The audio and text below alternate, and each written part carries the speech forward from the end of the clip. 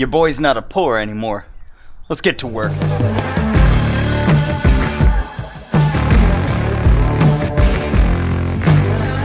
Hey guys, Work here. Welcome back to Work the Trigger. So today we've got something that I have been really excited to show you guys. This thing has been a long time in the coming. I actually got the main components, which was the Aero Precision M4E1 upper in FDE anodized early last year. I got it on the first release. Just so happened a buddy of mine had brought it up and I jumped on it because I knew that I was wanting to build a not poor AR. I know Aero isn't like the best quality stuff, but it is solid stuff. Stuff that you're not typically going to run into assembly issues with or compatibility issues. Plus, it's FDE, and it's just badass. The majority of this rifle, with the exception of two pieces on it, I actually paid for 100% myself. And those two pieces have nothing to do with functionality. So just in case you guys want to poke fun at me for only getting out of noob status because of YouTube, no, it is kind of true because this is mostly paid for by YouTube money. But I digress. Was not given to me, was paid for. The two pieces that were provided to the channel are this guy up here. This is a 3-18 variable optic from Primary Arms, sent to me from Primary Arms. You will find a link in the description down below for this. And it's one of the things that I want to highlight today. That and this guy. This is a carbon fiber bipod from Caldwell. The reason I went with carbon fiber and not like one of the quick release ones is this is not a quick setup gun. As you can see, it's got a relative, you can't even see the end of the barrel. It's relatively long. It is an 18-inch barrel. The reason it is an 18-inch barrel is because it is not shooting 5.56. It is shooting this. This gun is chambered in 6.5 Grendel, what is now my new favorite intermediate cartridge. The 6.5 Grendel, if you don't know anything about it, the parent case is the 7.62x39 from an AK, but it's necked down to a 6.5 millimeter projectile. Cliff notes for you, it's got very similar ballistics to a 308 as far as retained energy and flight path. It has barrier penetration beyond a 5.56, not quite the 7.62x39, but still significantly better than a 5.56, but it also damages tissue like the 5.56. It is just an awesome, awesome round. If you don't know anything about it, look it up more because it's awesome and it's my new favorite intermediate cartridge. One thing I did find out about it is it's mag picky. So, got a couple of options of magazines that we're trying out today, just to make sure that they function okay and they work. But I wanted to get this thing out. I need to make sure that it's zeroed, and I just want to play with it because, guys, this thing is, it's awesome. 6.5 Grendel is just an awesome cartridge. So what I want to do, I want to get some shots down range. I want to show you guys what this optic looks like because this optic is running the Primary Arms ACSS reticle, which is just, it's an awesome reticle with a lot of information in it, far past what a mil dot will give you. It gives you windage, range, a lot of information. I don't know everything about it yet, so I'm not going to go into all of the information that it gives you, but it gives you a lot. But first things first, let's go ahead and shoot this beast because I've not shot it in a while and I really want to. Another product drop, sorry, is these guys. These are the Axel, I don't remember the names. You can find a link in the description below. Not the best hearing protection. They are amplified electronic hearing protection with Bluetooth. Nifty little thing. I like it because it lets me get a cheek weld without having to worry about breaking the contact on my my like over-the-ear hearing pro. Not the smoothest of hearing amplification. Over-ear is significantly better hearing amplification. This gets kind of scratchy on higher ends. It does a pretty good job of cutting volume out. I've heard some questionable stuff about their customer service, unfortunately. Not had issues with mine. The Bluetooth is very nifty. I've had to answer a couple of calls on the range, and I don't miss the calls because I've got Bluetooth on my headset. But I'm going to go ahead and get a couple of shots down here, and let's see how this thing shoots. Now, this is, as I said, it is a 3-18 scope. And at 18 zoom, it does have a pretty short eye relief. We're looking at about 2.5 inches, I'd say. Gonna take a couple of shots.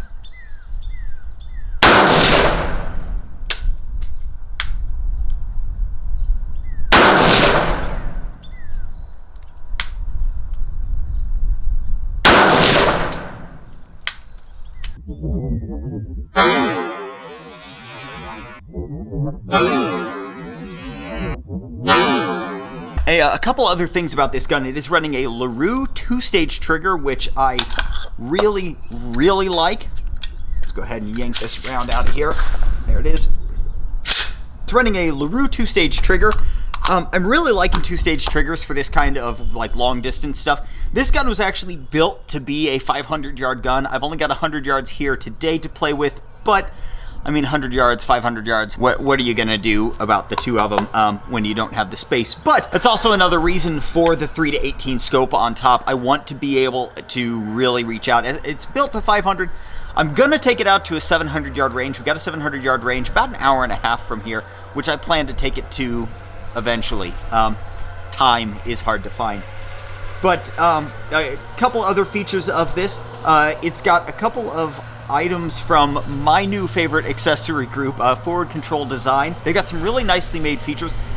They do magazine releases, they do bolt catches. They actually have bolts too. I haven't gotten my hands on one of those yet, but it's a really cool dimpled design, which I hadn't seen on anything else yet, and I really like it on this. So I'm gonna go down there. Let's find out what that group was. I'm just shooting at a USPSA target, so I don't have a whole lot of like certainty as to where I'm shooting, but let's go take a look anyway.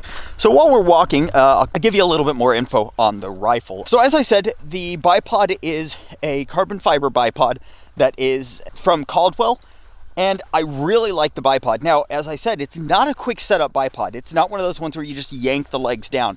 These legs are detented in, so you actually have to depress the detent on each leg to be able to pull them down. So it's not like a quick setup, quick deploy thing, but they are extremely light. Like, I've got a Caldwell bipod that is just the standard like steel and spring bipod, and though I like it, it's very I don't know, it's not quite, it's definitely heavier, and I don't like the way that it actually holds the rifle as well. Okay, so here is our little 100-yard group. I mean, we're looking at an inch and a half. Well, it's actually so we got about an inch and a half between that one and this one. These two are about an inch. I would say that's not too bad for only aiming in a general area. I was aiming at the A-ish. I mean, that's not the easiest target to be able to see when you're 100 yards away, even at 18 power. Just those little divots in there. Not the easiest thing to see. But let's go back and get on the rifle for a couple more shots and just shoot some, because honestly, I just like this gun. The 6.5 round is a powerhouse of a round for its size. Again, it's an intermediate cartridge, but hits significantly harder than most intermediate cartridges, and this gun is just beautiful. Okay, let's see if I can get you picture on what this sight is. There we go. Here, let's light it up actually, because it is an illuminated sight as well, which is freaking awesome. Let me see there. There it is. Okay, so you can see that ACSS reticle in there. You can see how it Christmas trees out a little bit, and that Christmas tree, those dots actually mean something, as well as the widths of lines and stuff. So you can see you get a lot more use out of it than something like just a mil.1. All right, so I want to take some more shots through it. I'm going to switch mags because I need to make sure all of these work. Let's go ahead and run this one. Again, we're running that 2-stage trigger, which means I've got a little bit of take up till I hit the wall, and then just a little bit of pressure over that, and it's going to go.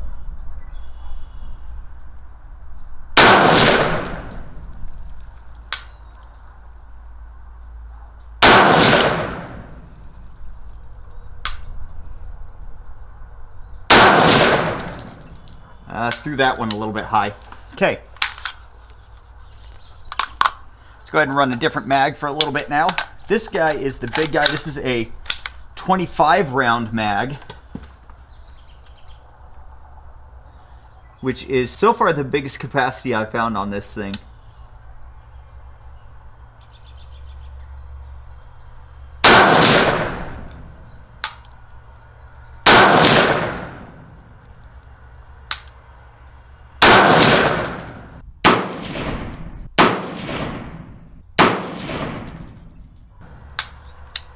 Okay. All right, let's run the 20 now. This one is an E-lander. I was actually turned on to this by a buddy of mine, the Elander mags. I think I've got... Thought I had 2 Elanders. Maybe I don't. This one is a... Don't have a name on that one, but it is a brand name. I just don't know. Here we go. This one is a Duramag. This one is an ASC, which I've not had good luck with ASC mags before. This one is another Duramag, and this one is another ASC. I think the ASCs were the original 2 that I got, and they weren't the... Oh, no, actually it was this... No, it was the ASC. Yep. Anyway, let's shoot.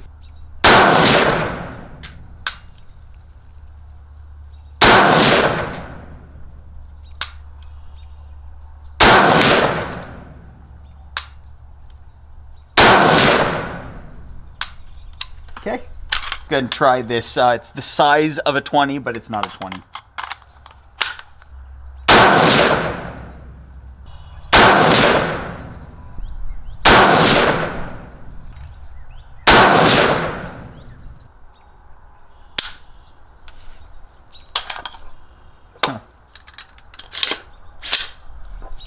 So these must be the mags. This is an ACSS mag, which is probably the mag I was having problems with. Yeah, this is the same problem I was having the last time. It won't feed the last 2 rounds out of these ACSS mags. Let's try this one. Let's see if this one does the same thing. I also need to verify that. Pretty sure this is shooting about 2 inches left. Yep. Let's go ahead and change that really quick. 2.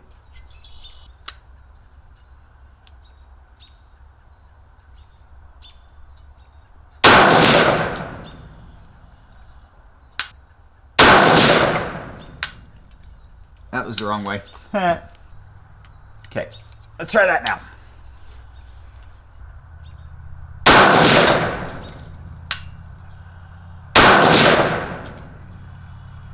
Okay, so that was our last mag, or last round of that mag. So that mag does feed.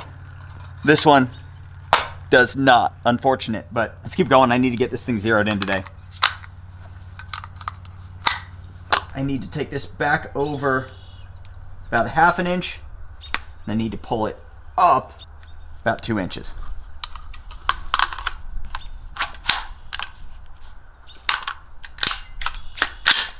Okay, let's shoot.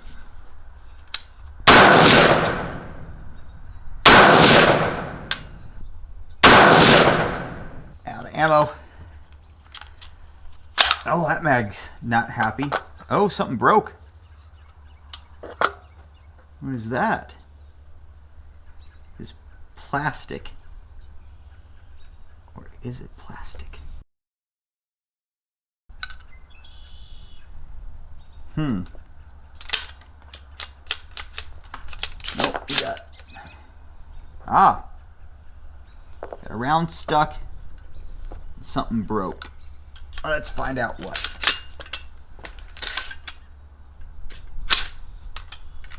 Oh.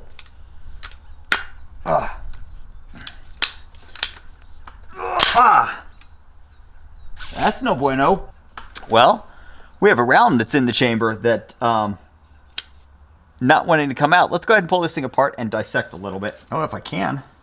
I'm not sure I'm going to be able to. Nope, something's broke to the point where it ain't coming out. I think I broke an extractor. Well, I promise I still love you, gun, but I'm not very happy with you right now because that was my extractor that broke. This is a Toolcraft bolt carrier group, and apparently the Toolcraft can't handle a stuck cartridge. Now, I did. This is an actual Radian Raptor charging handle, so luckily the charging handle didn't get screwed up. I'm gonna have to figure out a way to get that case out of there. But that is apparently all we're gonna be shooting this thing today. So I've had better days at the range for sure.